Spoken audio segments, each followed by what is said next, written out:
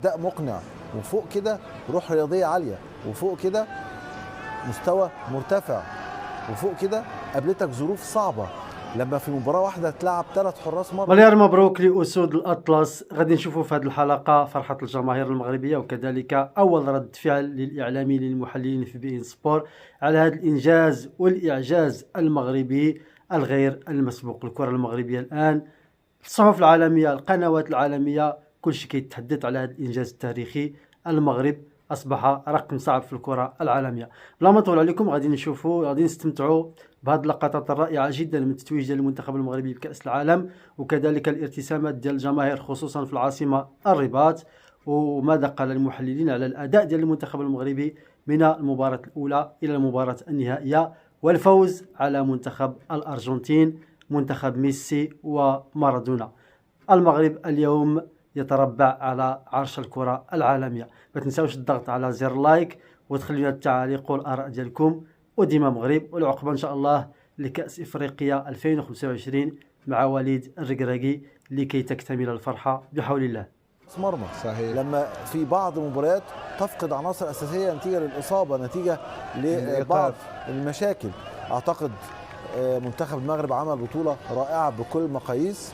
مدير فني وهبي الحقيقة يستحق الإشادة، وهؤلاء النجوم الحقيقة اللي أنا أعتقد هيجي لهم عقود في أندية من الصف الأول في أوروبا، مش عايزين نستعجل عليهم، ذخيرة للمستقبل. وأنت قلت لي كلمة مهمة جدا، قلت لي زمان لما كان اللعيبة اللي عندهم جنسيتين منهم الجنسيه المغربيه يلعب مع منتخب فرنسا، يلعب مع منتخب هولندا، يلعب مع منتخب بلجيكا على مستوى الشباب والناشئين، وبعد كده لما لا يصعد للمنتخب الاول يبتدي يفكر في منتخب المغرب. دلوقتي المغرب بتاخده وهو عنده 15 سنه 17 فيهم سنه. لاعبين مثلا باعوف لاعب في المنتخب البلجيكي في الفئات السنيه واختار المغرب مبكرا. صحيح. من كذلك انجاز كبير جدا الحقيقه. لاعب وسط الميدان بايرن اخذ يورو مع منتخب فرنسا. صحيح. واتذكر في يوم من الايام، يمكن انا قريب من الاوساط الهولنديه، قبل ما نقرا الكلام ده ماركو فان باستن قال لحكيم زياش العب منتخب هولندا عشان تلعب كاس العالم. صحيح. في يوم من الايام هولندا تفشل في الوصول الى روسيا 2018 والمغرب وحكيم زياش يلعب مع منتخب المغرب. هو ده التحول الكبير اللي حصل للكره المغربيه. امامكم مشاهدينا انجازات المنتخبات المغربيه لكره القدم في السنوات الأخيرة، بالإضافة إلى ما تحقق اليوم، بالإضافة إلى ما ذكرته قبل قليل أنه سنة 2025 سنة مميزة لكرة القدم المغربية، باعتبار أنه النهائيات في البطولات الكبرى كان المنتخب المغربي بمختلف فئاته وجنسه، أقصد هنا رجال ونساء، متواجدون في المباراة النهائية ما بين تتويج ووصيف. منتخب أقل من 17 توج كأس أفريقيا، منتخب السيدات كرة الصالات حقق لقب كأس أفريقيا، المنتخب المحلي فاز بالشان، منتخب السيدات حل وصيف بطولة أفريقيا خلف نيجيريا، واليوم منتخب 20 عام حقق هذا اللقب العالمي. أريد أن أتكلم على الدفاع. دفاع مميز، استقبل 5 أهداف فقط، 4 منها من ركلات جزاء. الهدف الوحيد من الملعوب جاء مباراة فرنسا، واليوم أمام الأرجنتين المعروفة باندفاعها وقوتها، شباك نظيفة مع 11 ركنية أو 11 ركنية.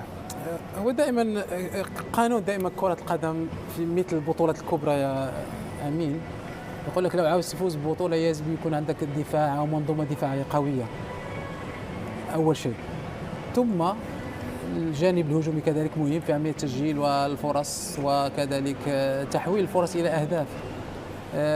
اللي يميز منتخب المغرب أنه كما قلت منذ بداية المباراة الأولى هو الدفاع والمنظومة الدفاعية القوية، ليست هناك أخطاء، لاعبين مميزين، لاعبين عندهم ذكاء كبير، لاعبين عندهم خبرة وعندهم تجربة كذلك، مع تحولات ومع استغلال الفرص، لأن عندنا لاعبين كذلك من النواحي الهجومية لاعبين مميزين، خصوصا على اللاعبين الأطراف، لاعبين عندهم مهارات كبيرة جدا. المدرب نجح أن يختار أسلوب أو أساليب لعب كانت مختلفة، لا في دور المجموعات ولا في دور ربع النهائي ونصف النهائي كذلك أو النهائي. شفنا دور المجموعات أول مباراة تكون دائما مباراة مهمة، صحيح، ترفع لك المعنويات أو العكس. وكانت ضد أحد أفضل الفرق ولا المرشحين هو المنتخب الإسباني. المنتخب تمكن من الفوز بنتائج بأداء وبأسلوب، طريقة لعب كانت مميزة كذلك.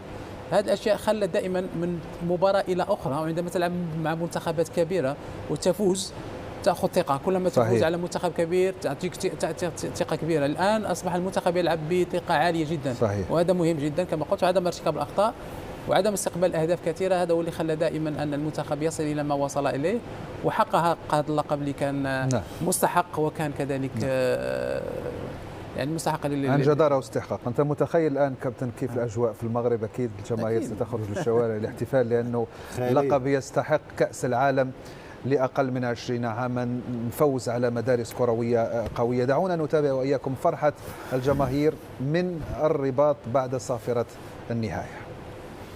عثمان انجاز غير عادي، 2-0 كونتر الارجنتين في فينال ديال لا كوب دو موند. تبارك الله على الدراري، فوز ما كانش المغرب كامل كما كان الناس كنتصوروه. الدراري تقاتلوا تبارك الله عليهم من اول ماتش حتى لاخر ماتش، برافو ديما مغرب، وكنتمناو الوالد الركراكي حتى هو يجيب لنا كاس افريقيا.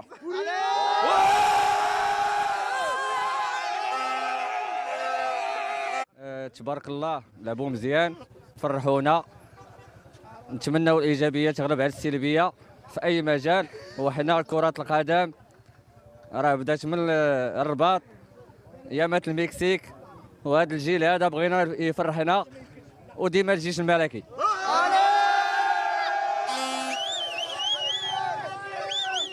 هذا تتويج ديال كرة القدم الوطنية على الإنجازات اللي دارت هذه السنوات الفريطة، وتنتمناو باش الركراكي حدو ديال هذا المنتخب لأن عليه ضغط كبير. والحاجة الثانية وهي تنهديو هذا الانتصار لصاحب الجلالة والشعب المغربي، ولا عزاء للحاقدين. ديما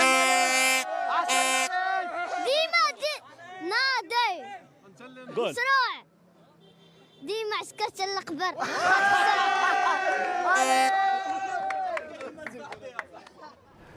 فرحة كبيرة للجماهير المغربية. تخيلوا أن المباراة انطلقت في منتصف الليل والآن تقريبا الساعة 2:30 فجرا في المغرب.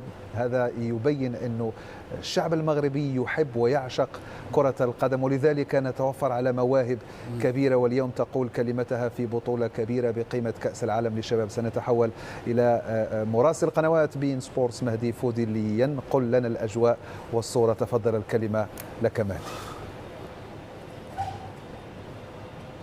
مرحبا مجددا امين. الفرحه اكبر هنا من ساحه الرباط المدينه. يبدو ان الرباط ستعيش على وقع ليله بيضاء على غرار باقي مدن المملكه. ليله استثنائيه، سهره كرويه تكللت بافضل طريقه ممكنه، تتويج مستحق على الارجنتين بعد الاطاحه بكبار المنتخبات منذ المباراه الاولى وصولا الى المباراه الختاميه. فوز مستحق، لقب عالمي لهذا الجيل الذي حقق هذا الحلم الذي كان يتمناه كل مغربي. ساترك المصور ينقل لكم الاجواء عن قرب من هنا من ساحه المدينه الرباط، وبعد ذلك مباشرة سنتوجه لنأخذ تصريحات مع عينة من الجماهير. هذه هي الأجواء، الساحة مكتظة أمين، ليلة بيضاء سيعيشها المغاربة من طنجة إلى القويرة. إنجاز مستحق، وغدا هو يوم الاثنين بداية أسبوع، لكن هذا لم يمنع الآلاف من الجماهير من أجل التجمع والاحتفال بكل عفوية بهذا الإنجاز المستحق. سنأخذ عينة من المشجعين.